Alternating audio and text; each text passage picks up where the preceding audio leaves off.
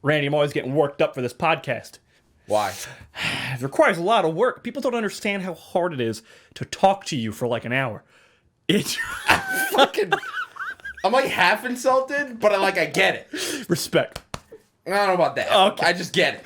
Randy, welcome to... What did we decide, Jerry? Welcome to the Jerry God damn it, we suck. And it's been a little while since we've done one here. No, it hasn't. No, it It's hasn't. the first time on this channel. We've decided to move... Lay podcast, as they would say in Germany. Right, yeah. Domo est tele podcaster to... I'm sure someone just got super offended. We just decided we're moving the podcast here. If you've never watched our old stuff, it used to be on my channel. We also have a lot of stuff. We've changed the format a bit, but these longer form podcasts seem to be what we like. We just kind of go at it.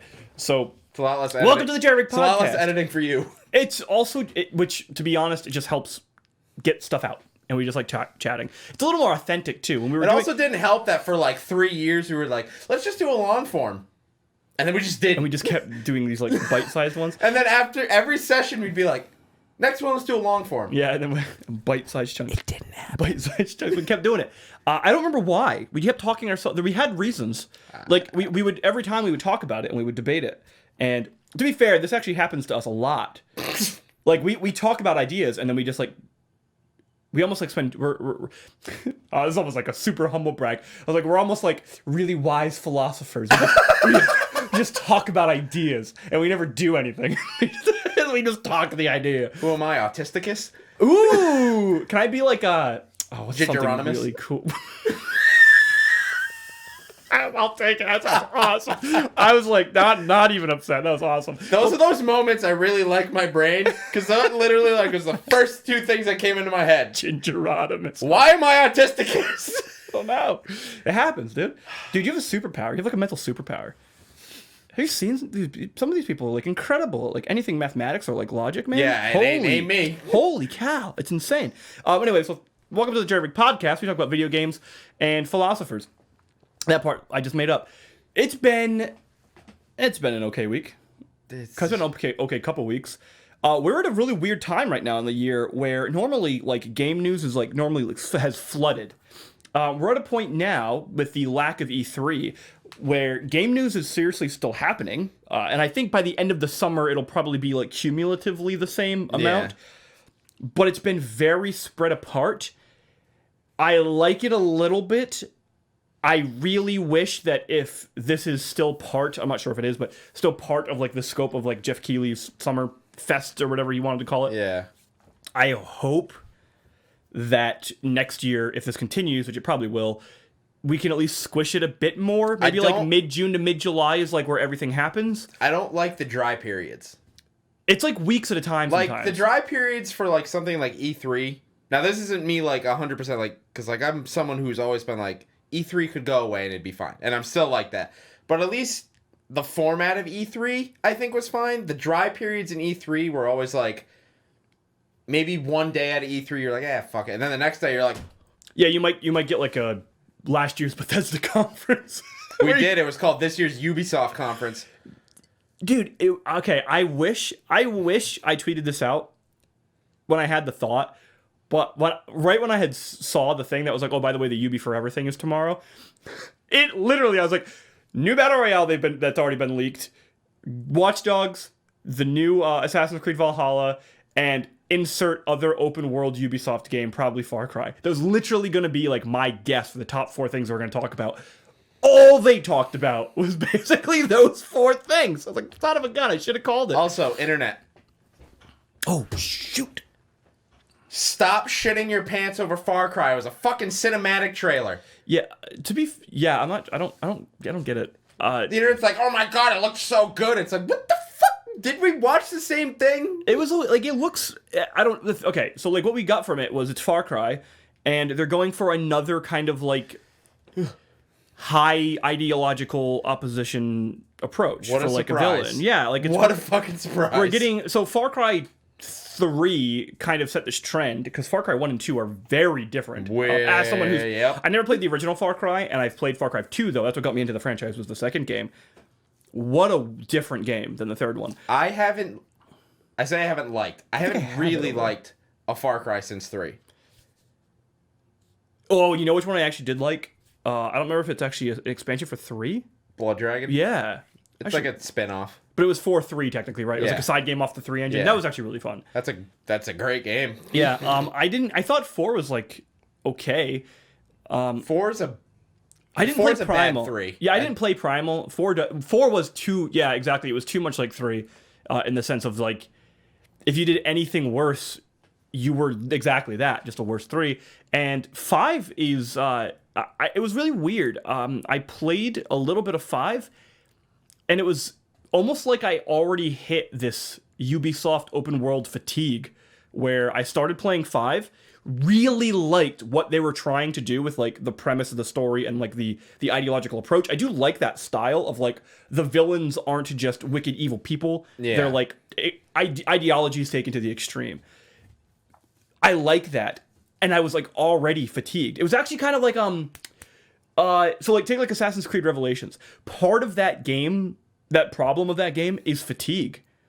Like when that game came out, it was just like another Assassin's Creed, and it just happened to be worse than 2 in Brotherhood. So like you were Especially extra worse than fatigued. Brotherhood. Yeah, but so you extra fatigued, right? Yeah, so anyway, the Ubi Forever stuff, like whatever. It was so like, yeah, Ubisoft. There was nothing in there that excited me, to be completely honest. Yeah. Watch Dogs Legion like looks cool. The problem is Watch Dogs 1 was a massive letdown, and Watch Dogs 2 is wasn't like good enough to bring it back. yeah, the most thing that I remember from Watch Dogs 2 was its concept for multiplayer was pretty cool because it was basically ripped from the Souls games, which is a pretty cool idea where you can like go into other people's games and mess with them. And there was actual full nudity in it. That was literally it. That's the only things that it was known for. It was that. You could actually see genitalia. Wow. Great. That's all right. That's the highlight of your game. Then we have a problem.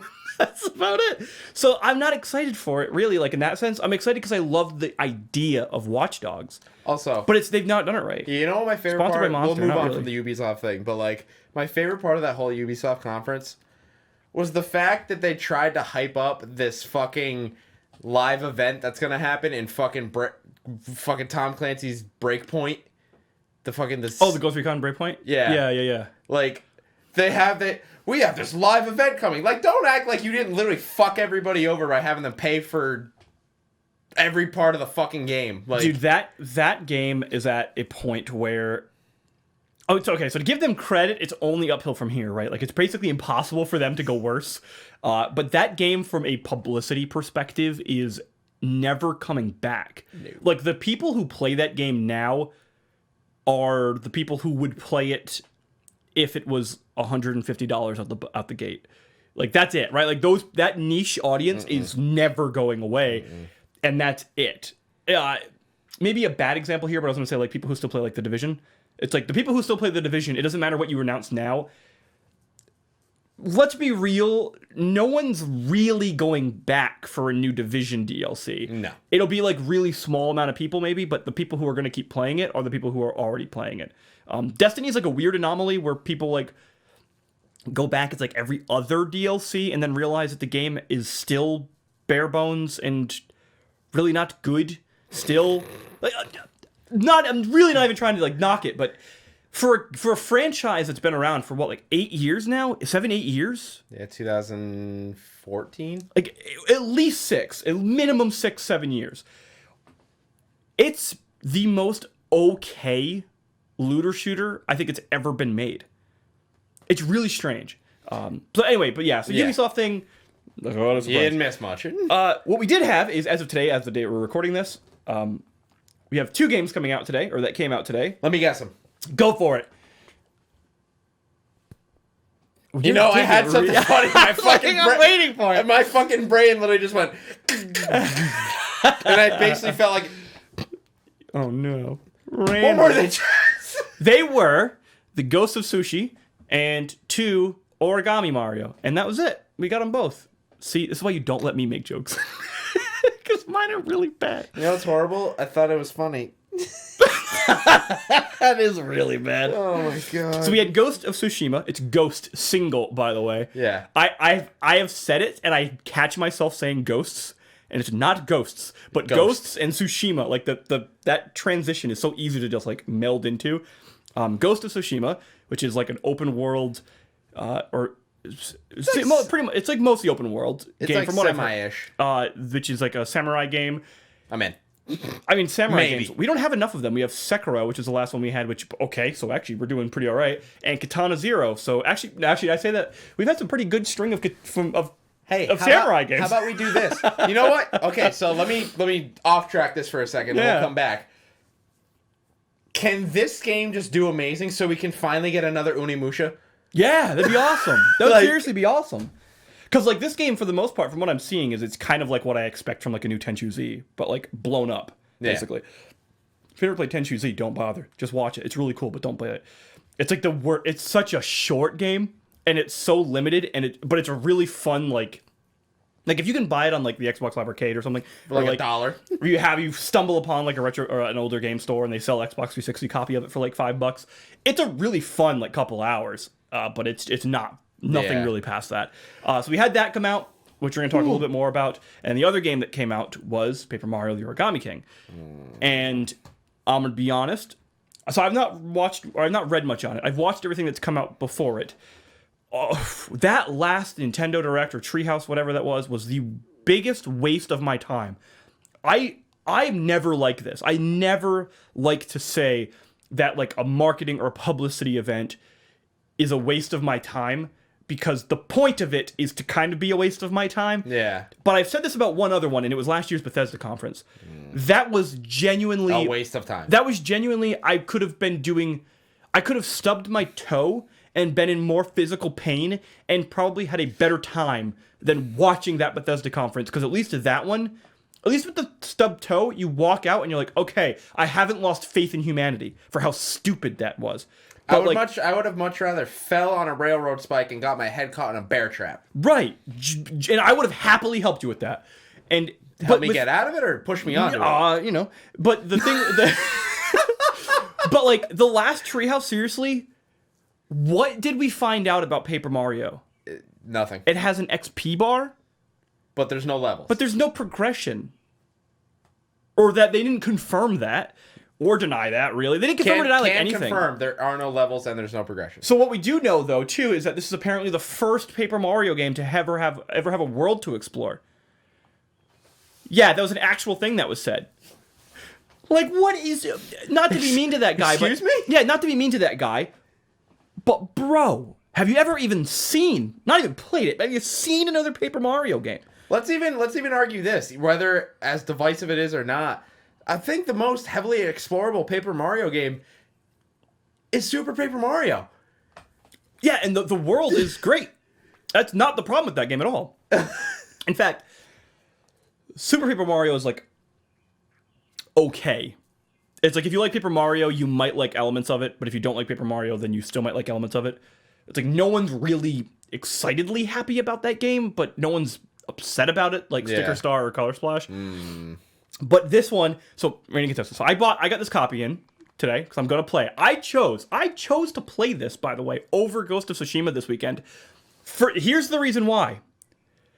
I hate my life. I love pain, and I want to suffer. But I need to know. Because, like, do you remember years ago when Color Splash first came out? That was when I was like, Randy, I'm going to genuinely get into this YouTube thing. Before then, I would just post when I posted.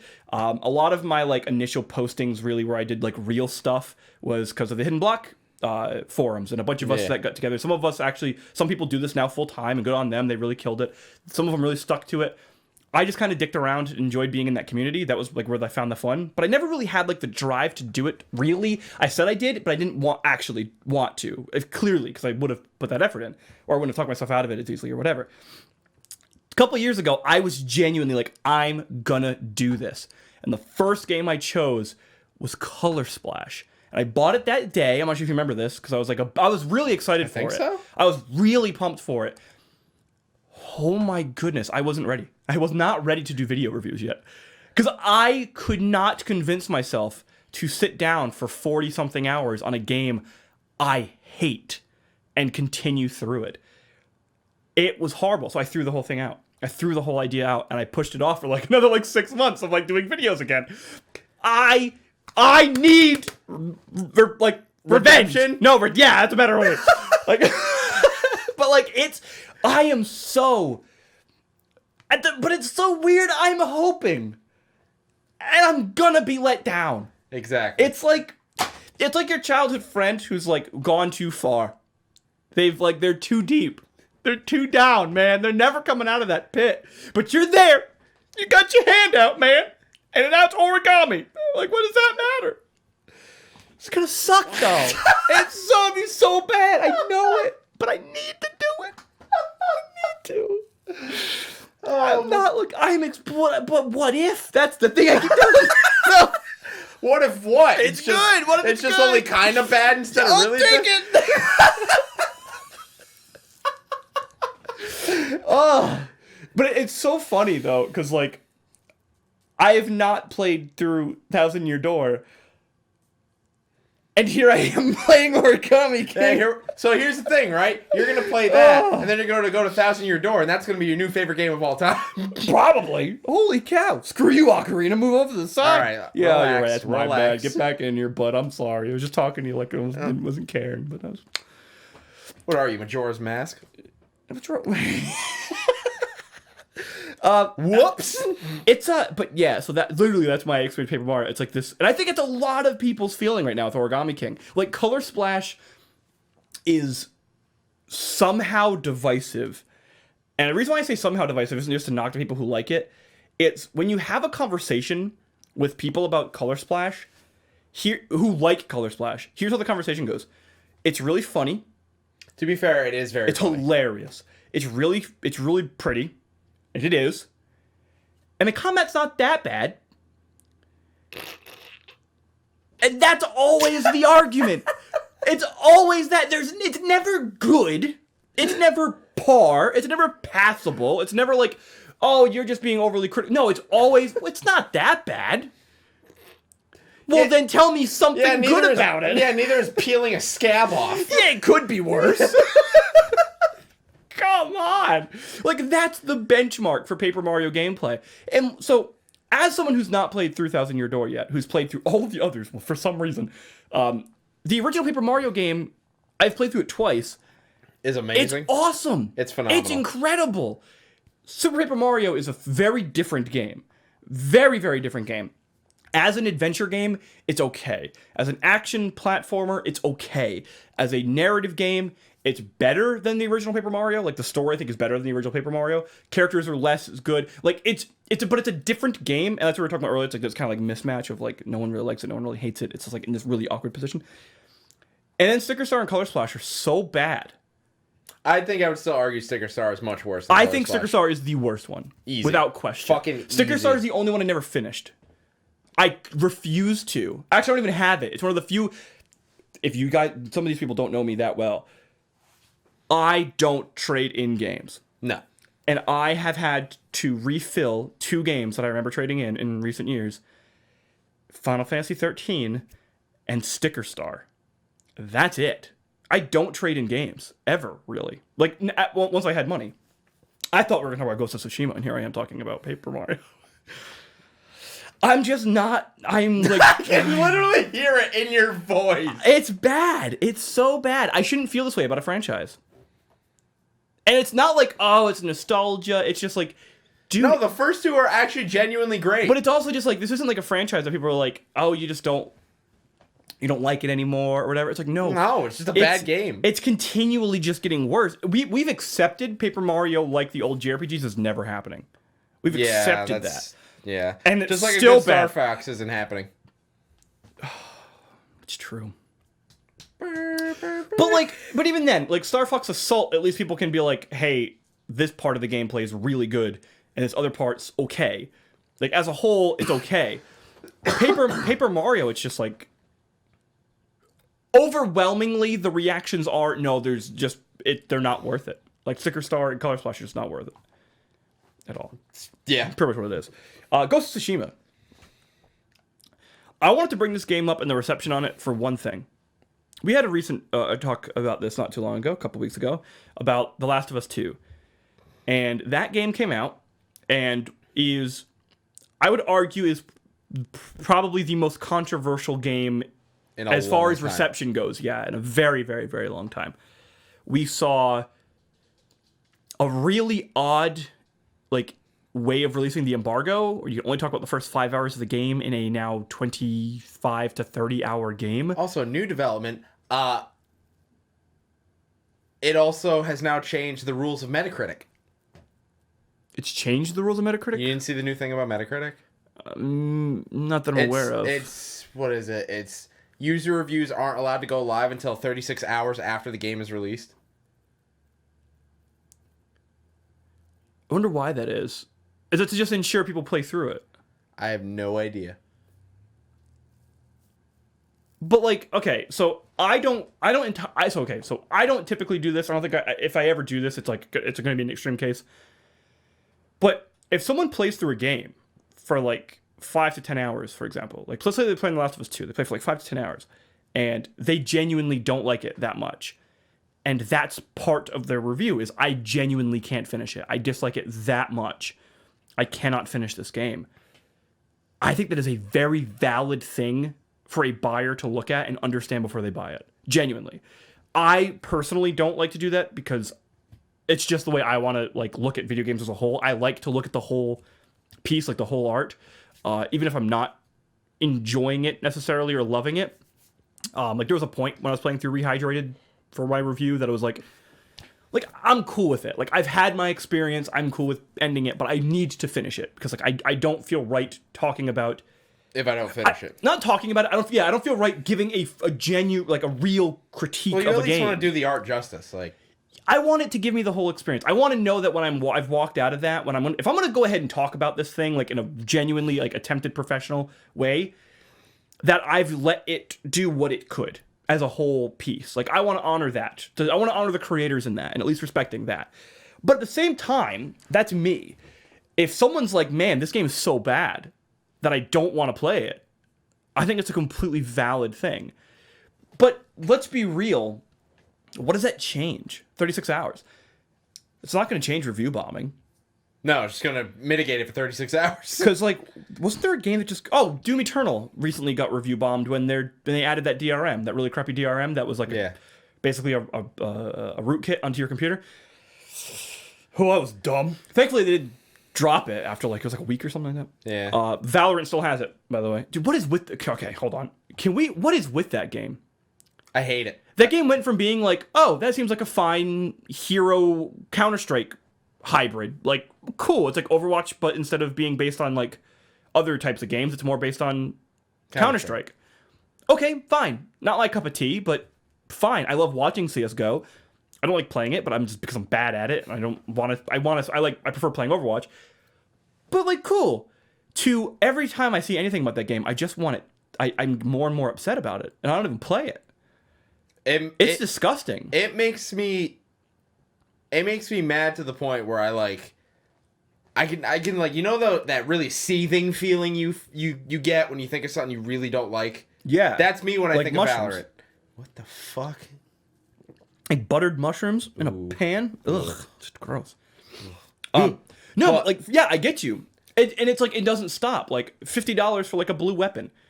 Like that's insane. And before the whole optional thing, like piss off with that. I'm so over that. I have gone from being the person who says as long as it's optional and just cosmetic to, oh my god, I'm so sick of hearing it, because it's to a point now where like that is now the content. Like the game won't get new content, the game will get new skins, which is now the new content, and it's like $300. It's also just really bad business. Like it goes to show how little respect this company has for you as the customer, and to then continue to like encourage that by paying is just ridiculous. It's completely horrible. Anyway, sorry. We're off Valorant, but so the thing with The Last of Us was the reception was like really, really, really mixed. But one of the things about that game was if you were on the side of Last of Us 2 is great, the argument seemed to be, if you didn't give this like a 9.8 million out of 9.81, then I'm gonna cancel you, bro. Like, I'm going to destroy you. I'm going to hire a silverback gorilla to rip your face. Like, that's how... But it was insane.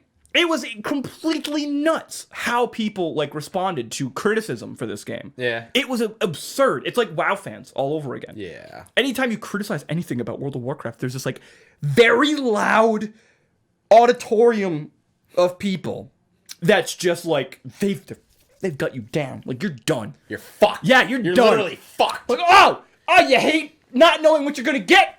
Fuck that guy.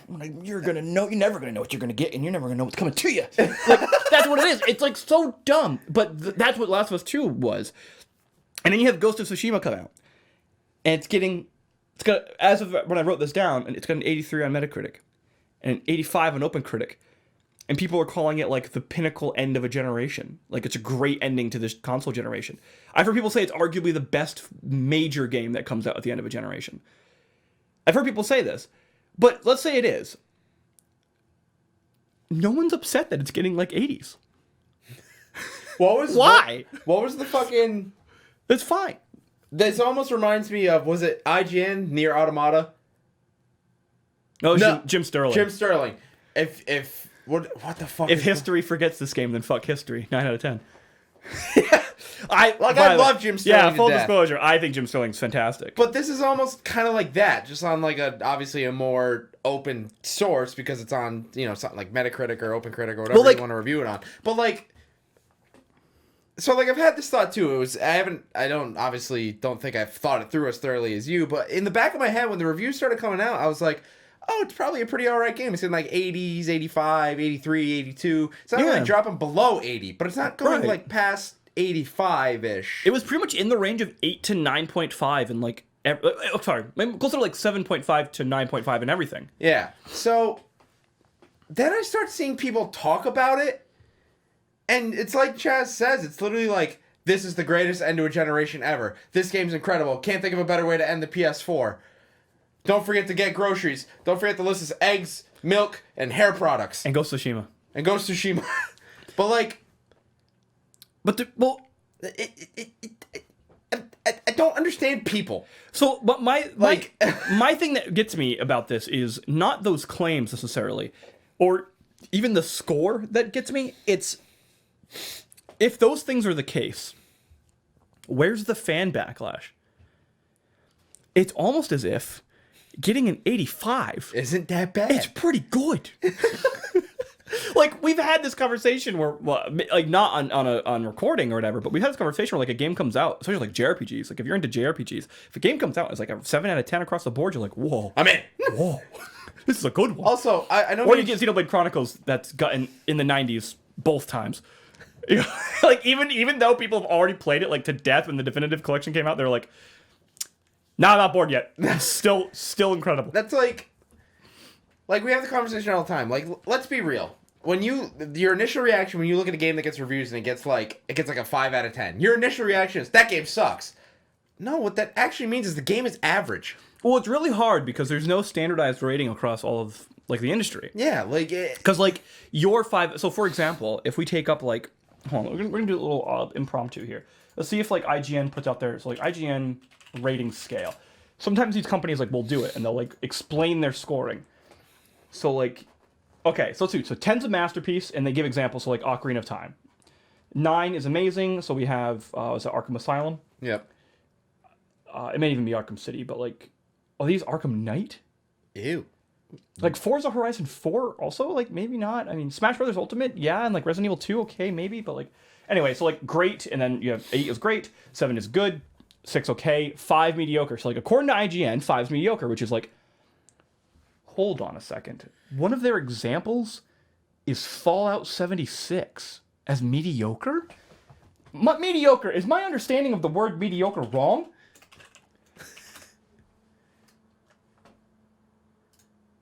Moderate quality. So, like, arguably average or slightly below average. Like, passable. Did people play Fallout 76? 76 is not passable. It's a heaping pile of dog shit. You've got bad, which is like... Then 3 is awful, 2 is painful, and 1 is unbearable. But, like... So this is the problem. So for IGN, their rating is, like, 5 is mediocre. Fallout 76, which is a really bad example here because that's just not right.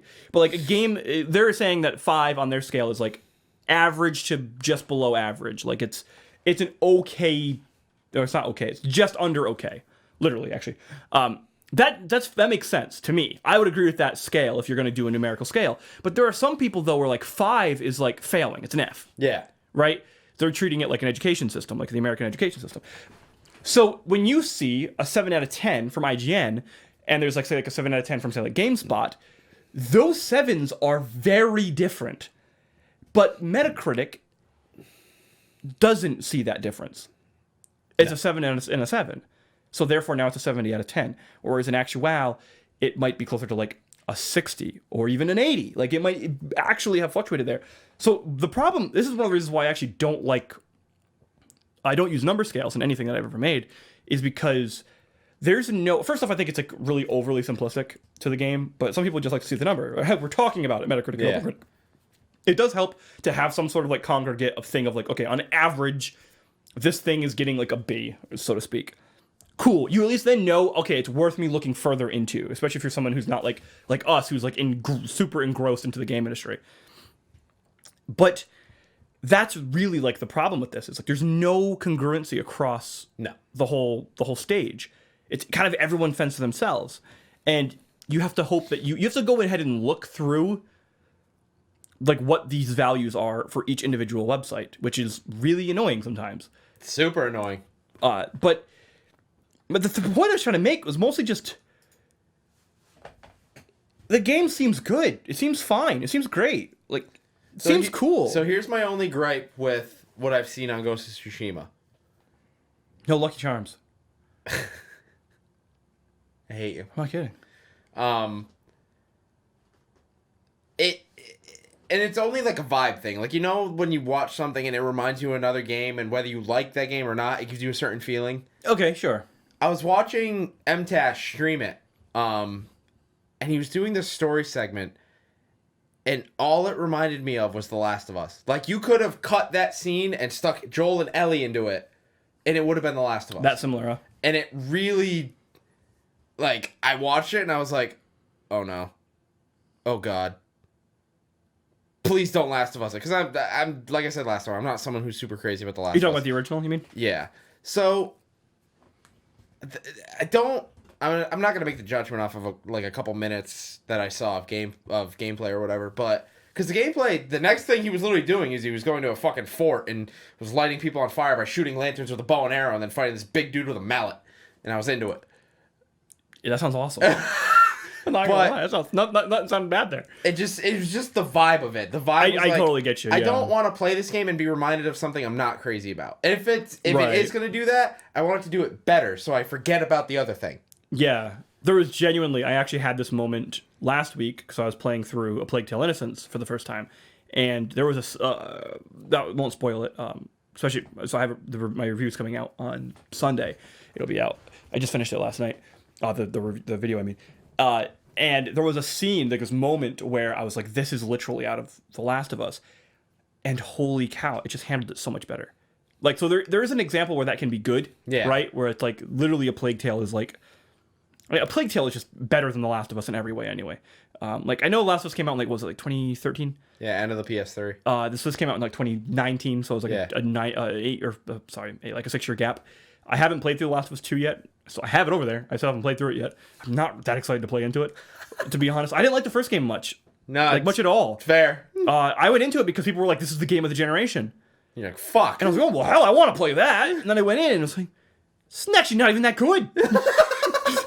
But, like, A Plague Tale: Innocence, though, is like, it's literally what The Last of Us, I think, wishes it was.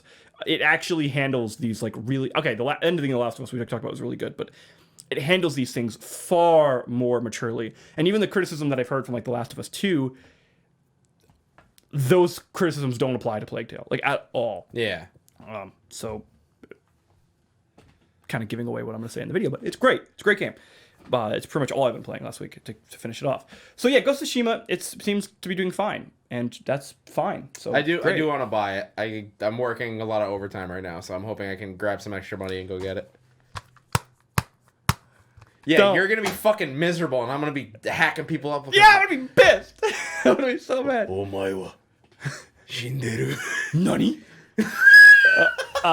So that's the most ungraceful segue I think I've ever had.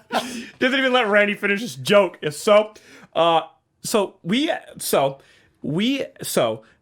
thing that's actually pretty funny here is not that, but Sony. I'm funny. You are hilarious. Your body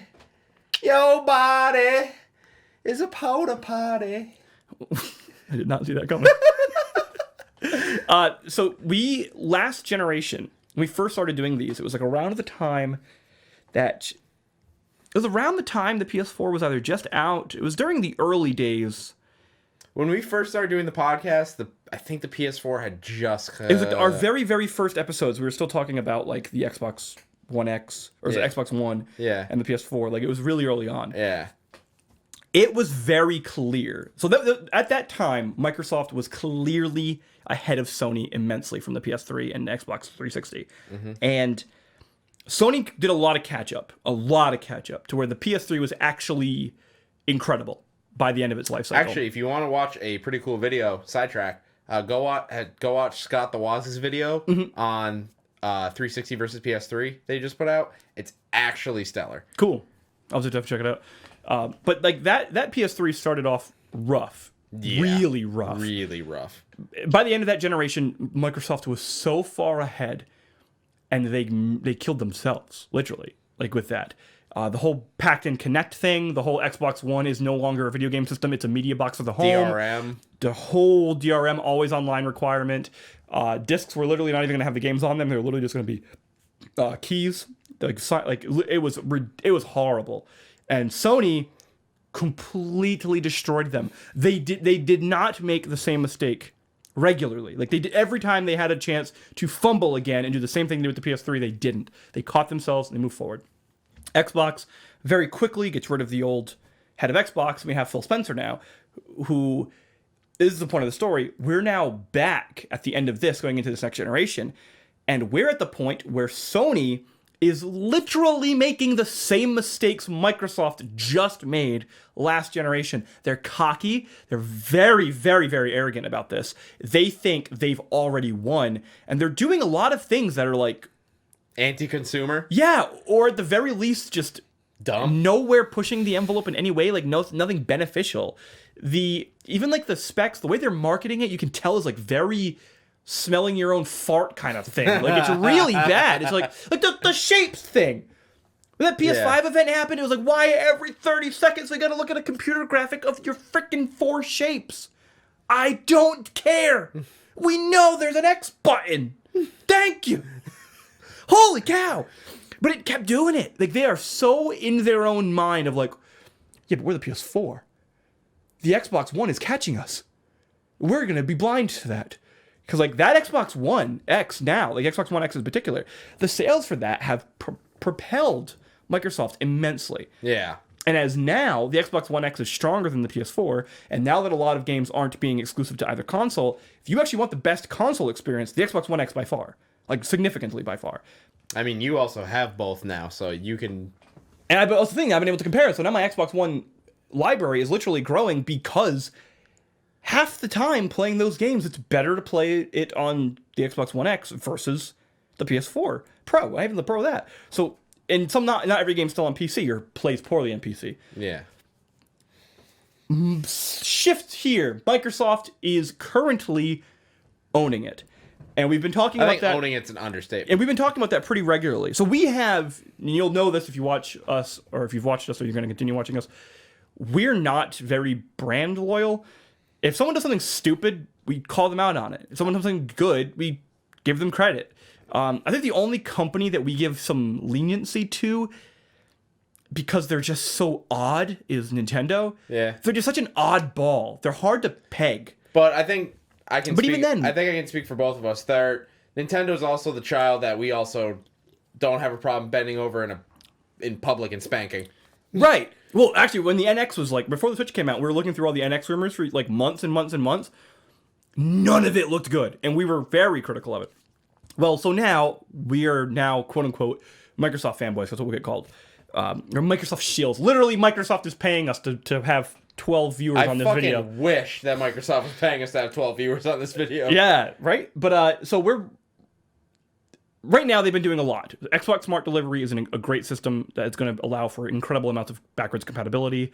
The Xbox Series X looks like by specs is raw better. If they can match the price, even better. They're very much against a lot of things that Sony's doing, and also allowing for just a lot of pro customer practices.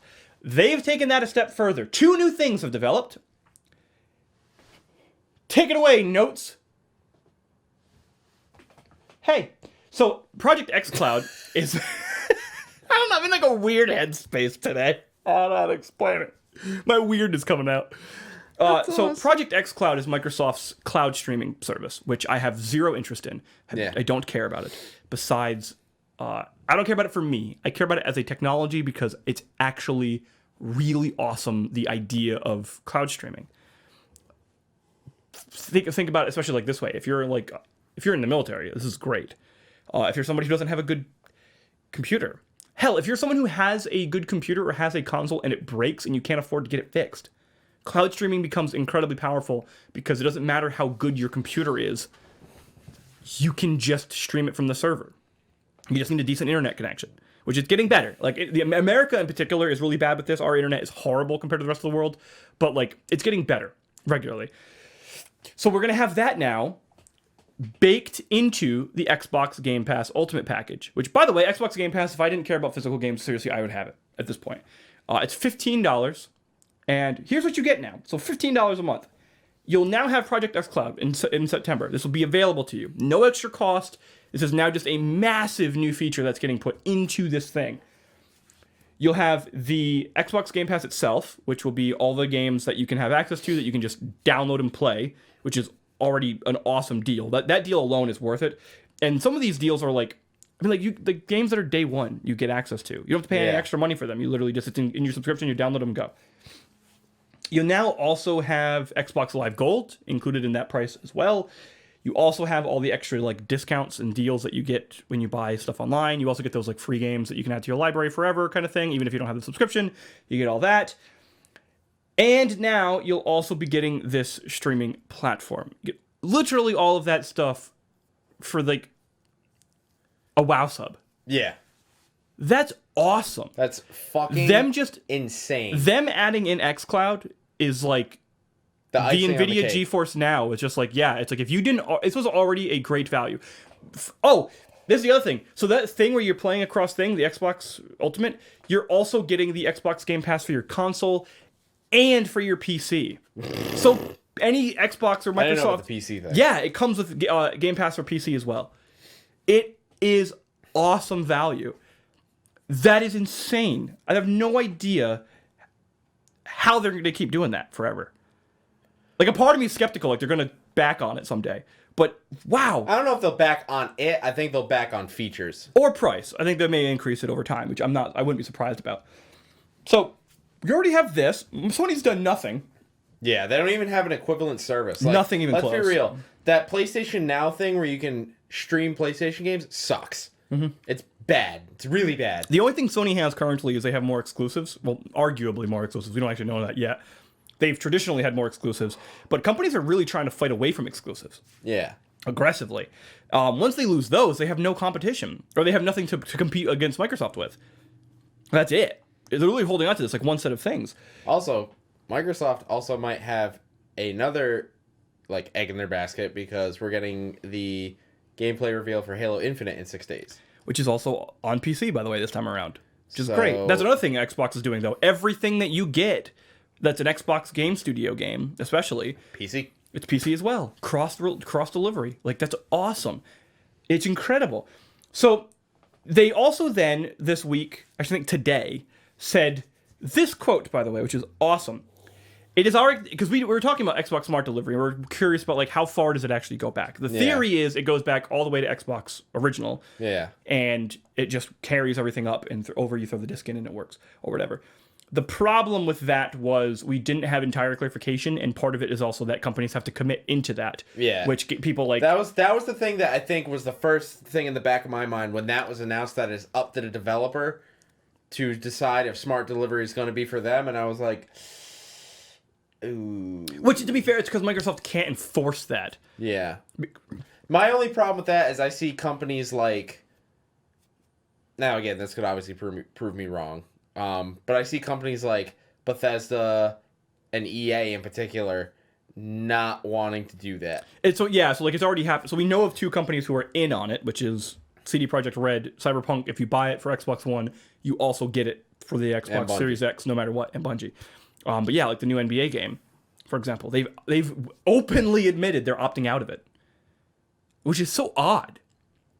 But you can spend an extra $40 and get the bundle that does give you the new one. It's only $100. Not bad. So this is what he said, though. This is Phil Spencer, the head of Xbox. It is our intent. You're right, man. You're tired. You want an energy drink? You want an energy drink? No. He said, it is our intent for all Xbox One games that do not require Kinect. So there's the asterisk. That do not require Kinect to play on the Xbox Series X at the launch of the console. It's funny. I saw that quote like right before I came here. Yeah. So this was another thing we were bringing up was Sony is saying their top 100 games is what they're shooting for. Which what do you benchmark there? Is that sales? So here's the thing, right? The people that defend Sony on that, for me, straight up, fuck you. Like, that is not even comparable to the possibilities that smart delivery brings. Well, do you remember... If Microsoft can do that... Yeah. And Sony's response is, well, we have 100 of the best games on PS4 coming to PS5. No one cares. Well, do you remember... So let's flip this on Microsoft. Do you remember when the Xbox 360 came out and they said, oh yeah, you'll have backwards compatibility for like select Xbox games? They got ripped into for that. And then Sony swept in and was like, oh, by the way, our PS3 can play all PS1 games. And it did. The original launch of the PS3 did do that. The very first launch of the PS3 did PS1, PS2, and PS3. Yeah, I guess, but I heard there was like a lot of performance problems with the PS2. But it did it, yeah. And then they got rid of it for some reason. I don't know why. But they got rid of it. And then even Nintendo came out and like, oh yeah, well, our Wii console is going to have backwards compatibility for everything GameCube right before it. Microsoft at the time was the thing getting ripped into. This is what I don't say when I was talking about, like, I don't understand brand loyalty. People who are Sony, like hardcore Sony fanboys, at that time were like, yeah, screw Microsoft, so your backwards compatibility is crap. It's like the last like 100 games on your Xbox. That's nothing. And now they're like, yeah, but the PS5 does the top 100 games on the PS4 though, Rand. Come on. And then you just look at them and you smack their little mouths and you say, stop it. Get some help. Get some help. But no, it's not. Here's the thing. If we're looking at this from a raw competitive perspective, they're losing. Sony's losing that battle. The fact that now... All day, every day. The fact that now Microsoft has come out and said, oh, no. We're not going to give you like the top 100. We're not even going to give you like a good chunk of them. Our goal is to have everything that doesn't require Kinect because they don't obviously want to build more Kinect crap into the console, which I'm cool with. Throw that technology out the window. They're just like, no, if you own an Xbox One X game or Xbox One game, you can play it on this. Because that makes sense. It's awesome. Here's another thing, by the way, that they said. You'll also be able to play, this is Phil Spencer as well in that same interview, you'll also be able to play, every game that comes out for the next like 3 years, I think was his projection, that comes out for the Xbox One, that comes out for the Xbox Series X, will also come out for the Xbox One. So you don't feel compelled to upgrade immediately. You can upgrade when you want to.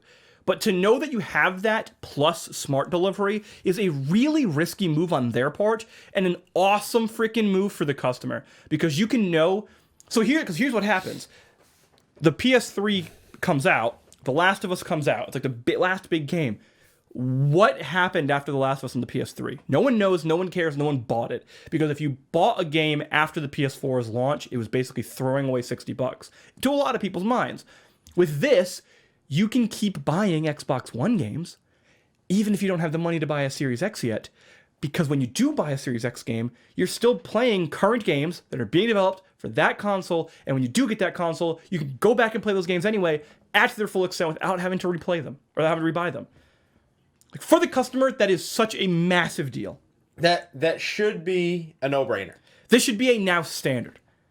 Like, this needs to be a now standard. Well, it's too good. It's too good. This is like the 60 frames argument. Yeah. All over again. It's like, well, they can't do 60 frames. Yes, they can. So, yeah, why hasn't Sony... Sony has beat around that bush, I believe, quite a bit. They have not confirmed that all their games are running 60 FPS minimum. Whereas Phil Spencer has come out and said 60 FPS is what he's telling developers is that's the minimum. Unless you're Valhalla. Yeah. But like if the head of the company or the head of that division can say, "Oh no, we've built this to allow for 60 FPS in all of our games, even at like 2 to 4K resolutions." Thank you. That's awesome. Because as much as people don't want to admit it, yeah, the technology does matter. Because if I'm spending, let's say these things come out to be $500. If I'm spending $500 on a console, it'd be my same thought process if I spent $500 on a graphics card. Right. I want to make sure the shit runs well and looks good. Yeah, why wouldn't you? I don't understand that. I don't understand that at all. And I don't like the people that are like, well, I'll sacrifice the performance if it means, I still get to play the games I like. Why is that okay? Why are you okay with that? No, imagine if the N64 came out and then they announced the GameCube and they're like, yeah, that may look better, but like, I'd be willing to sacrifice the performance if we could have it like this. No. Yeah, well, I mean, to be fair, when the N64 came out, that was the criticism, is that the PlayStation was significantly more powerful. To the point where Squaresoft completely left them and made the most expensive game of all at the time, and arguably still one of the most successful games of all time, being Final Fantasy VII. Like, they left six years of Final Fantasy games. They made Super Mario RPG, just had a crossover with Nintendo. They just did Final Fantasy VI. They just did Chrono Trigger. I mean, they just did a ton of major games that were like completely industry defining. And they jumped ship. Because Nintendo didn't want to make a more powerful console. The thing is, if you're... Excuse me, fuck. Tired boy. Train of thought. Come back. N64 There we go. power. So, if you're a developer, right? No matter how much people don't want to like admit it, like if you're a developer, if you're a company, if you're a business, period, you want to evolve with the times. Yeah. You don't want to stay where you're comfortable and just be like, well, this is what we know, because those are the developers that aren't going to get remembered. Right. Square jumped ship because they saw that the PlayStation was going to do what they wanted for their future. Yeah. And the N64 was like, well, we have really cool cartridges. It's true. They did have cool cartridges that don't have end labels. They do now. Mine do, yeah. I mean, the thing is, people in the industry want to innovate. Like, people who are passionate about a thing, they want to do more with it. They want to innovate. They want to push the boundaries. They want to see what more they can get away with. That was literally the Square thing. So, like, there is a diminishing return to performance where the PS3, for example, was easily the most powerful of that generation, without question. I don't think anyone would argue that. And it cost like $300 more than anything else. Not happening. And it took them a year to drop the price. By like $100, by the way. It was still like not much, right? It was like something, if I remember. But like, not happening, bro. Not a good one. So like, there's a diminishing return definitely to performance where you're not even getting anything out of it. It's like people who get 2 graphics cards in their computers nowadays for like gaming. I don't know how to break this to you, but most games don't code for 2 GPUs, so it doesn't use 2 GPUs. So you're not even getting anything out of it. But like, there's definitely a DR there. But yeah, if it's the same price and it's the same generation and then whatever, yeah, you want to be the better one on top, or you have to have a really key feature like the Switch, which is like so overwhelmingly worth it. Like the the DS was less powerful than the PSP, but the DS's feature was so unique, it destroyed the PSP. But you have to have that. Yeah. Nothing Microsoft or Sony has. And then that also just kind of translated to the 3DS and the PlayStation Vita. Like the 3DS just... Yeah, the PS Vita tried to have some weird touch back pad grossness. By the way, still my favorite thing ever is watching that Uncharted gameplay. Launch of the PSP Vita, by the way. Go back and watch this. This PS Vita launch thing. Guy plays Uncharted, literally showing off the back pad. He shoots his sniper shot once and misses. then it cuts. Look how pinpoint accurate this is. Whiff. Cut! It's so bad. It's so bad. So yeah, I guess you'd have to have that. You'd have to have some like really key thing that's like so good. But it does not have that. No. So okay, so enough sucking off Microsoft. Let's finish up with some rumors. I don't like rumors. I don't have too much more to talk about this week. No, it was a pretty whatever week. Like I could talk about games, but like yeah, it was news and stuff. Like it was okay. And this rumor thing is kind of it's a quickie, but it's kind of neato because it's something that one of these in particular is something that's been rumored for a little bit. Only because it's kind of in the trend for Nintendo to do something. It took over like a year or so. This has been rumored. Yeah. Yeah. So let's just talk about it. So we'll talk about the first one. There's been a rumor going around for a while that Nintendo is going to be releasing a Mario collection for the Switch. Not just a Mario collection, a 3D Mario collection. Yes. With all... Well, maybe not all. I think the big key players are four of them, which is Super Mario 64, Mario Sunshine, Galaxy, and 3D World. So like one for each generation. So skip Sunshine. Okay, so here's... I'm trying to be nice. Here's my thing. If you could tell me I have the option to buy Sunshine in my pack or include Galaxy 2 in that pack and lose Sunshine, I will happily join the crowd and burn Sunshine to get a Galaxy 2 over Sunshine any day. I would actually do that for any of those Mario games over Sunshine any day. I don't even dislike Sunshine that much. I think it's easily the weakest of that roundup, even over Mario 64. Which, the thing with Mario 64, even if Sunshine's a better game, Mario 64 is just too pivotal to the industry to not include and to not hold over Sunshine anyway. Because what did Sunshine do? Made a really subpar okay Mario game and pushed the industry none. Mario 64 made 3D platformers a thing and arguably did it the best until Banjo-Kazooie. Right, like it's not even a comparable. Yeah, and and then Galaxy is genuinely one of the best Mario games ever made, and 3D World is really good. So like, yeah, worth it. So anyway, this is the rumor. It's been those four games are going to be on this collection in honor of the 35th anniversary, is what people were saying. Well, there has been a Twitter account that just got registered recently that is titled Mario35th. So like, okay, that's suspicious, but it could just be a random person, could be a random faker. But the catch is, if you go to do the reset your password, the email address that it sends or shows in order to confirm it is the same exact email address, seemingly, to the ones that are of all the live Japanese Nintendo accounts. It's the same email address. So that adds a little more credence to it. And there's been rumor for this like collection for a long time. Calling it the Mario 35th collection wouldn't be that far off. They did like the Kirby 20th collection or whatever. They did a Mario 30th on the Wii U. Yep, Wii U or Wii? Fuck. I forget which one.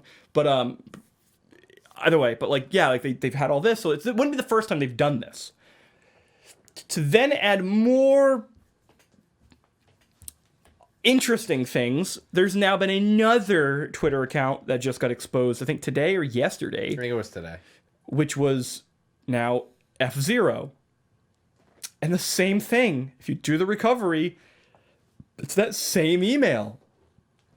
And the thing that makes it key is it's clearly a Nintendo domain. So in order to own that, you'd have to be owning the global Nintendo domain. Yeah.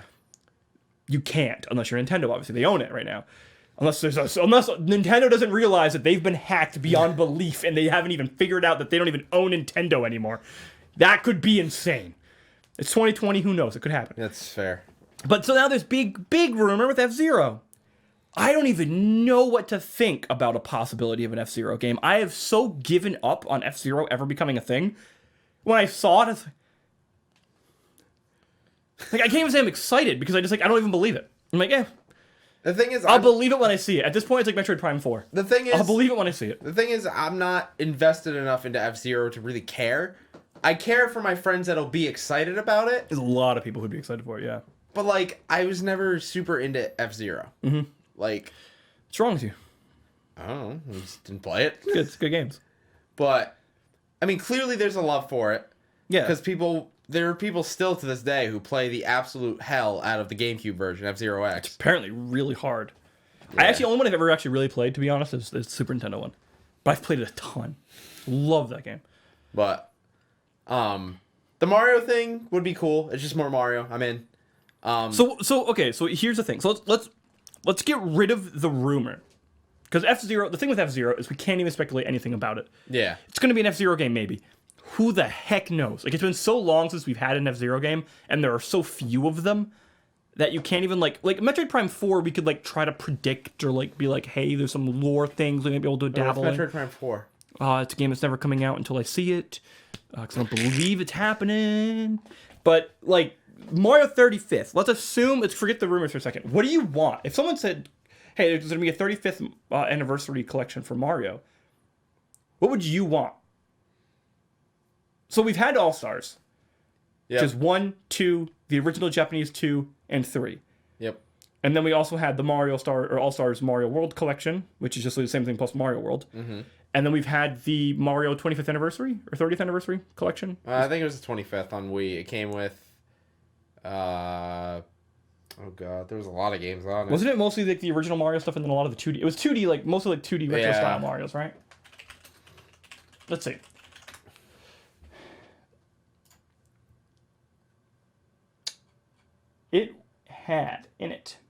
It had Mario, so it had the entire All-Stars collection, including Super Mario World. It had oh, that's only mine. This is the music. Is it literally just All-Stars? I thought it had more than that. I thought it did too. Yeah, but SNES game, yeah, it literally looks like a Wii emulation for All-Stars and World.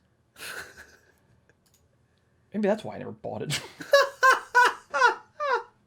There's no way. Hold on, now I'm like really like, there's no way.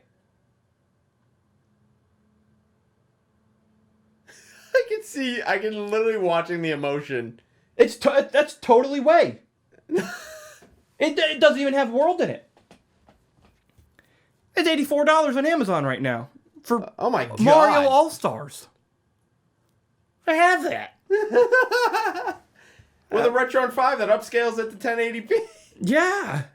So we don't have much to go off of. We have All-Stars. Okay, so what would you want out of a collection that's not All-Stars? Like what games would I want in it? Or no, whatever. Feel free, be like, I mean, if we're picking be creative, Randy. like if we're picking Be mystic. What? Articuno on your head. Oh, I completely forgot. Like, what would you want? What would you want? Like if we're going like straight off of games, I mean like if we can only go off of 4, the obvious ones I'm gonna choose is like I mean you can't have it without Mario 64, especially if you're gonna do the 3D ones. I'm not a fan of Sunshine, so I wouldn't put it in. I would do Galaxy, Galaxy 2, and 3D World. Mm-hmm. But I also don't think it would be too far of a stretch to throw like one of the new Super Mario Brothers games on there, because they're not super big games. Like which one? You mean like the actual new Super Mario Brothers games? Like of that series, you mean? Yeah. Which one would you do? I wouldn't do Mario Brothers U, because they already re-released it on the Switch. I think it's also like probably like the worst one of those. Yeah, I would probably do the first one that came out on Switch or on the Wii, the new Super Mario Brothers Wii. Yeah. My gut is to do if I had to pick a new Super Mario Brothers game that I would have to put on there, it would be probably, I think, was it called 2? I think it was just called 2, right? The second game that had like the coin attack mode. Yeah. Way more about the coins or whatever. I never played that one. It's pretty good. Okay, so you're thinking those, and then maybe throw in a new Super Mario Brothers game. Okay. Yeah. Okay. And so you said you're gonna substitute Sunshine for that? Yeah, I'm just not a big Sunshine guy. So I'm gonna go with so I'm gonna say I'm probably gonna do 5 games if I had to like really hope for it. First off, I want a soundtrack of like as many Mario songs as possible. Yeah, that's like gonna be my next thing. I want soundtracks. Like a big plethora of things. I want to see some cool behind the scenes art stuff. I want to see some cool maybe commentaries, documentaries, like how they made Mario, how it came to be, some like earlier sketches, whatever. I want to see like all that stuff. I want interviews with Miyamoto for like some game design stuff, like something cool. And hell, I'd even pay extra money for all that if that was in there, or like they had a special collection that has like all this stuff. That'd be really cool. as far as like the actual gaming side of it, I would agree with you. I think we need to definitely, since the Wii version of this is like there, and they don't have the. I mean, if they had this out on like the Switch, where you could actually buy the Wii or the All Stars collection on the Switch, that'd be great. Like on the eShop. Yeah, But you can't. NSO is so bad as far as like that retro stuff. So I'm gonna go with 3D. I think I'll continue with that trend as well. I'm gonna go 64. I personally wouldn't throw Sunshine in there, but I'm gonna leave it in there. I'll be honest. I think actually the only thing I'd really change about this is I would add Galaxy 2 into that mix, or if they didn't want to do Galaxy 2 and they wanted to keep like one from each generation up all the way through,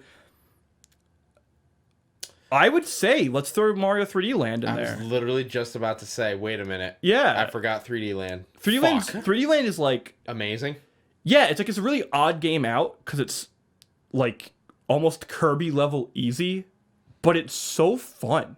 It's really, really stupid fun, and not like Epic Yarn, not fun. Like it's like easy and fun. Hard to explain. Like level design is just really good. It's I beat it in two. I mean, I probably could have beat it in one setting, but I beat it in two settings, and it was a lot of fun. It's a blast. So yeah, I actually don't think I would change much. I think I like the idea of it being a 3D collection. That or maybe a bunch of like the odd stuff that you just can't find. Mario teaches typing. I feel you. Now, okay, so now here's a big catch though, Randy. I'm gonna pretend you never said that. But here's a big catch though. Mario 64. There's no way they're gonna do this.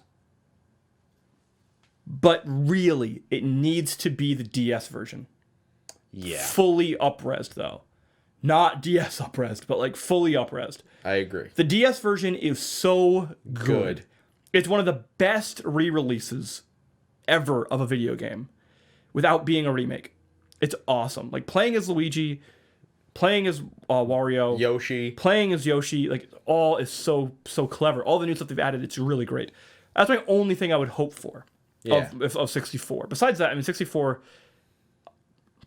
I guess, has aged poorly. Every time I watch stuff on it, I'm like, yeah, it still looks great. So, like, but I don't. Yeah, I don't think I would change too much more than that. But I like their idea. If the rumors are correct, I like the rumor. Yeah. Overall, I mean, I don't want to spend like a crazy amount of time because we're just gonna like reiterate. But I do want like I'd want like soundtracks or like an art gallery or like some photos from the development team of like when they were working on these games. Just like I don't like that collections. I remember when collections used to be like you'd get a collection and they'd have all that extra shit that you could go through. And now a collection is like play the game and it's like but this is supposed to be like a celebration of that. You spend an extra $30 and you get skins in game. I'm gonna hit you. Like that's such a bad collection, dude. We were joking, looking at your brother's some of his collections that he has for the PS1, and we pulled out like Lunar 1 and 2 because he has the complete collector's editions for both of those games. And these things come with like a felt map. They come with a pendant. Yeah. Like a full heavy pendant that was in the game. Art book, soundtrack, like that. Like a behind the scenes DVD, like written up commentary from people, the game itself in this beautiful, nice box that's like already in another felt thing. And you're like, this is beautiful. And you look it up and it was like $90 at the time, $80 at the time. What happened? Now you buy one of the 18 special editions that Ubisoft is making, and you hope that you get the game. Like, really? How many collector's editions now are like they have the statue, they got all the stuff, game not included? Too many of them. You're like, that's not real! Like, there's no way that's real! And it is! Too many. It's like, it's broken! Like, reality died! But then you get like Final Fantasy VII Remake Special Edition or whatever, and it's like it's okay. It's got like a steel book. And like it's at least the bare minimum of like what collector's editions can be, which is I'm fine with. It's like $70 or whatever. Like I'm fine with that. But man, like yeah, I would love for them to do something really cool. Without even having to break your fucking bank. Even if it was like it's $50 or $60 like the regular release, and then $100 for like big Mario release. We're gonna have to review your Amalur collector's edition when it comes in. I can't wait. Was not gonna make that mistake twice. I was like, I'm getting the statue, dude. I'm getting it. I didn't know if I was gonna like Amalur when it first came out, of course, because like no one knew anything about it. So like and here we are, counting the fucking minutes till it comes September, out. Dude, September. We're getting there. Comes out on it comes out on the 8th. It's like a Tuesday. I'm like, what the fuck? I don't care. Whenever, dude. I've never been so excited to like replay a game, just because I want to be able to talk about it now. I've had in my list of videos I'm gonna do for or games I'm gonna do reviews for. I've had Amalur in there like since I've started doing this like this year, I started this year, and now I'm just like, screw it, I can move that to the back because I get to play a better version of it. Awesome, dude. That's all I have for you, Randy. Thank you for being here. You're welcome. I really enjoy having these talks with you. I mean, like also them, I guess, but mostly it's just Blake. What's up, Blake? And John sometimes. I'm actually pretty sure John watches most of them. But yeah, he watched it. I know he watched the last one. But I enjoy just chilling out and talking games with you. Thanks, man. We gotta get John on here. We gotta get a couple people on here. We should get like a 4-way. Wait a minute. We should get like a 4-way round table thing together. We should probably not do this on air because I'm thinking about it now. But like, but generally, we should get like a 4-way round table. We pick a topic, and we just like round robin it. Like corn farming. I don't know how to do that. Farm simulator. No, but something like that. Yeah, like I don't know, like SNES games or something. What's your favorite SNES games? We just each have 3 or something. What's yours? Don't answer. Don't answer. Good. That's a fucking word. All right, but thank you so very much for watching. We're gonna end on Randy's I appreciate you. But yeah, it was a lot of fun. Thank you. Hope you enjoyed. Randy, thank you for being here. I feel like we're never seeing each other again, so later. Peace out. Peace out. I'll see you all in the next one. Bye-bye. Bye.